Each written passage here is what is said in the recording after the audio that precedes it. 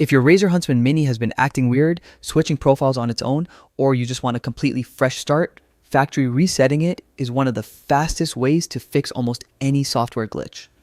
And the best part, you can reset it in just a few seconds as long as you follow the steps correctly. So let's walk through the exact method that still works in 2025. Before anything else, make sure your keyboard is unplugged from your computer. A lot of people try to reset it while it's still connected, and that's the number one reason the reset doesn't work. So disconnect it completely and place it in front of you. Now here's the key combination you need.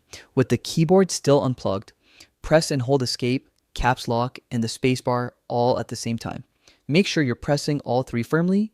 If even one of them isn't registered, the reset won't trigger. While you're still holding those three keys, go ahead and plug the keyboard back into your USB port. This specific order is extremely important. Hold the keys fixed, then connect the cable. Don't reverse it or the keyboard simply won't reset. After a few seconds of being plugged in, you can release the keys. That's it. The Huntsman Mini's settings have now been restored to factory defaults.